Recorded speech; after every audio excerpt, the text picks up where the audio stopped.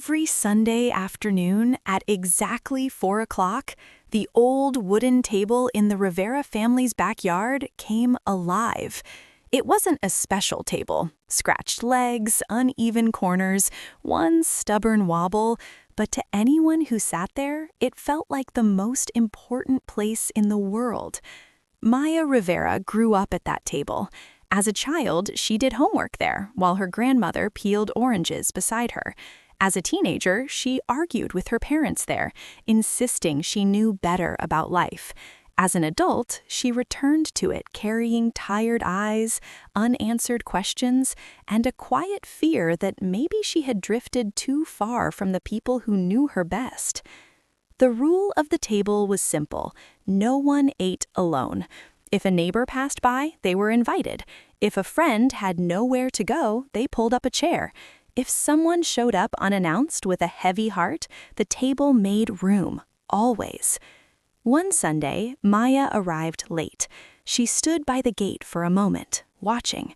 Her father was laughing too loudly at something her younger brother said. Her mother refilled glasses without being asked. Her grandmother sat at the head of the table humming softly, as if she were holding the whole scene together with sound alone. Maya almost turned around. Life had been hard lately. Friendships strained by misunderstandings, work that felt empty, and a quiet loneliness she couldn't explain. She worried that if she sat down, everyone would notice how lost she felt. But her grandmother looked up and smiled. "There you are," she said gently. "We saved you a seat." So Maya sat. At first, she barely spoke. She listened to familiar voices and watched hands pass plates back and forth. No one pushed her to explain herself. No one asked what was wrong. They simply included her, like they always had. Then, something unexpected happened. Her childhood friend Leo arrived at the gate. Leo had been missing from her life for years. They had grown apart over something small that turned into silence. Maya's chest tightened as he waved awkwardly. Before she could react, her father called out, "Grab a plate." Leo hesitated. "Are you sure?"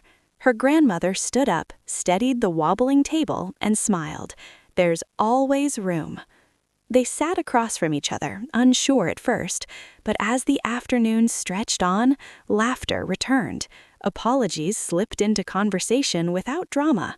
Old memories resurfaced like they had been waiting for permission. Maya realized something then. Family wasn't just about blood. Friendship wasn't about perfection. Love wasn't about having everything figured out.